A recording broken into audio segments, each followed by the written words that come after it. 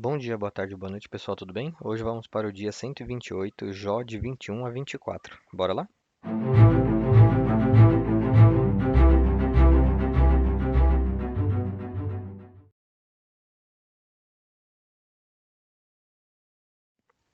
Jó 21. Então Jó respondeu: Escutem com atenção as minhas palavras. Seja esse o consolo que vocês haverão de me dar. Suportem-me enquanto eu estiver falando. Depois que eu falar, poderão zombar de mim. Acaso é dos homens que me queixo? Por que não deveria eu estar impaciente? Olhem para mim e fiquem atônitos. Tapem a boca com a mão. Quando penso nisso, fico aterrorizado. Todo o meu corpo se põe a tremer. Por que vivem os ímpios? Por que chegam à velhice e aumentam seu poder? Eles veem os seus filhos estabelecidos ao seu redor e os seus descendentes diante dos seus olhos. Os seus lares estão seguros e livres do medo. Nenhuma vara de Deus os fere. Os seus touros nunca deixam de propiciar. As suas vacas dão crias e não abortam. Eles soltam os seus filhos como um rebanho. Os seus pequeninos põem-se a dançar. Cantam, acompanhado a música do tamborim e da harpa. Alegram-se ao som da flauta. Os ímpios passam a vida na prosperidade e descem à sepultura em paz. Contudo, dizem eles a Deus: Deixa-nos, não queremos conhecer os teus caminhos. Quem é o Todo-Poderoso, para que lhe sirvamos? Que vantagem temos em orar a Deus? Mas saibam que a prosperidade que desfrutam não depende deles. Por isso, fico longe do conselho dos ímpios. Pois quantas vezes a lâmpada dos ímpios se apaga? Quantas vezes a desgraça cai sobre eles? O destino que, na sua ira, Deus lhe dá. Quantas vezes o vento os leva como palha e o furacão os arrebata como cisco? Dizem que Deus reserva o castigo de um homem para os seus filhos, que o próprio pai o receba, para que aprenda a lição, que os olhos dele vejam a sua própria ruína, que ele mesmo beba da ira do Todo-Poderoso. Pois que lhe importará a família que deixará atrás de si quando chegarem ao fim os meses que lhe foram destinados? Quem pode ensinar algo a Deus, uma vez que ele julga até os de mais alta posição? Um homem morre em pleno vigor, quando se sente bem e seguro, tendo o corpo bem nutrido e os ossos cheios de tutano. Já outro morre tendo a alma amargurada, sem nada ter desfrutado. Um e outro jazem no pó, ambos cobertos de vermes. Sei muito bem o que vocês estão pensando e as suas conspirações contra mim. Onde está agora a casa do homem nobre? Vocês perguntam. Onde está a tenda dos ímpios? Vocês nunca fizeram perguntas aos que viajam?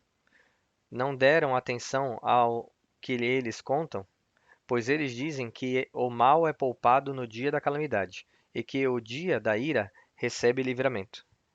Quem o acusa, lançando em rosto a sua conduta? Quem lhe retribui o mal que fez?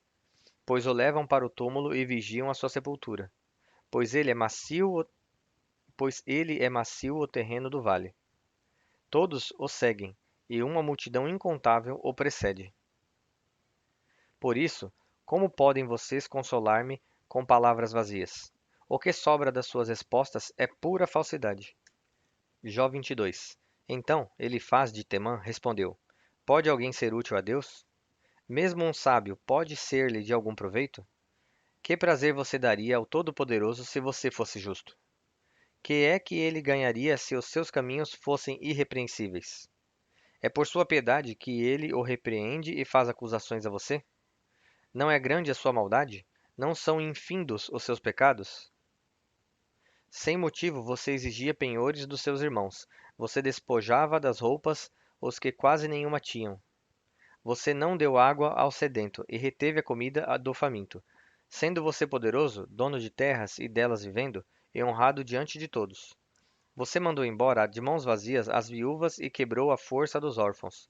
Por isso está cercado de armadilhas e o perigo repentino o apavora. Também por isso você se vê envolto em escuridão que o cega, e o cobrem as águas, em tremenda inundação. Não está Deus nas alturas dos céus? E em que altura estão as estrelas mais distantes? Contudo, você diz: O que sabe Deus? Poderá julgar através de tão grande escuridão? Nuvens espessas o cobrem, e ele não pode ver-nos quando percorre a abóbada dos céus. Você vai continuar no velho caminho que os perversos palmilharam? Estes foram levados antes da hora, seus alicerces foram arrastados por uma enchente. Eles disseram a Deus: Deixa-nos. O que o Todo-Poderoso poderá fazer conosco? Contudo, foi ele que encheu de bens as casas deles. Por isso, fico longe do conselho dos ímpios. Os justos veem a ruína deles e se regozijam.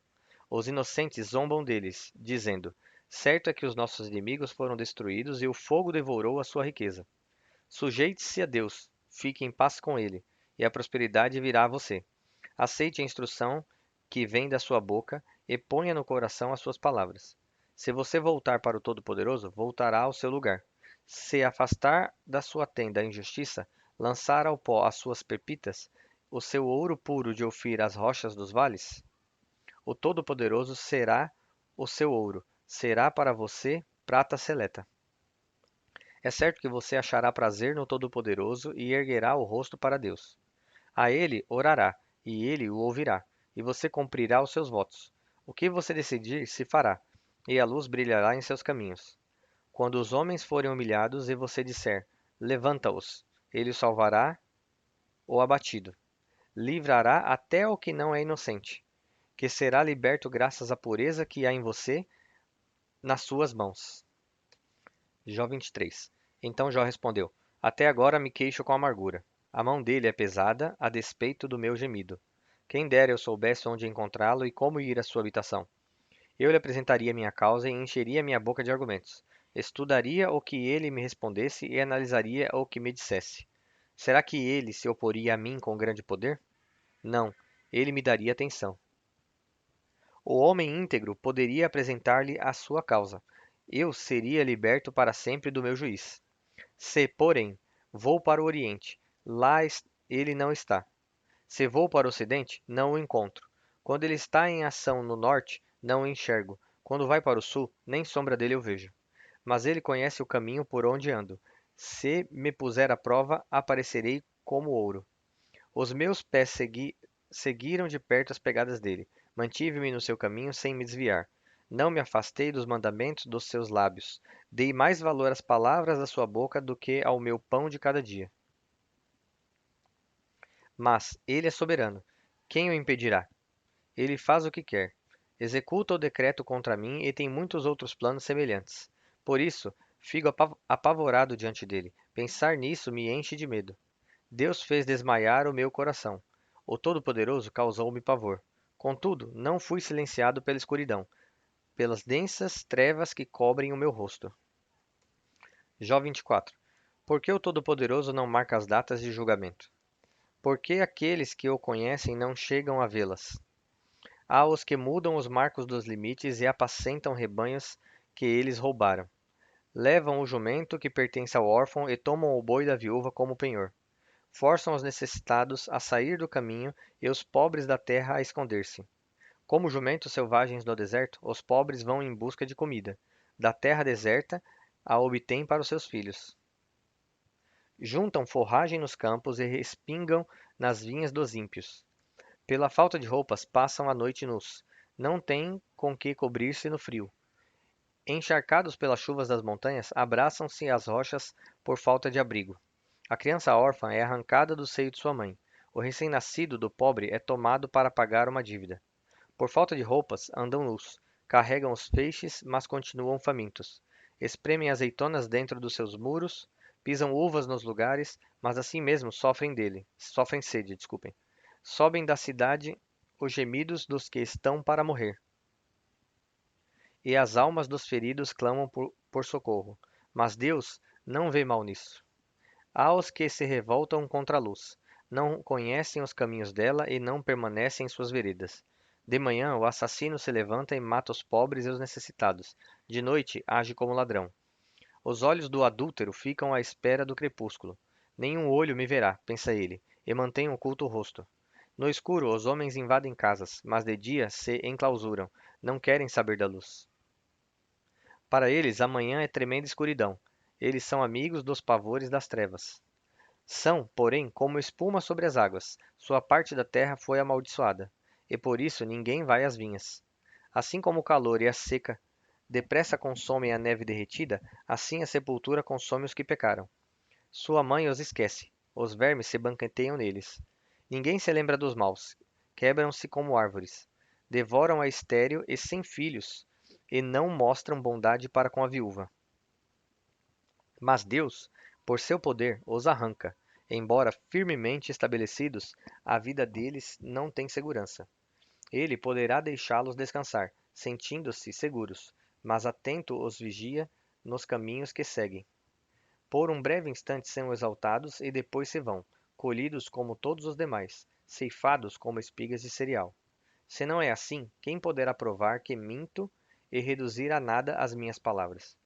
Bom, pessoal, chegamos ao fim de mais um dia. Espero vocês aqui amanhã novamente e que Deus os abençoe.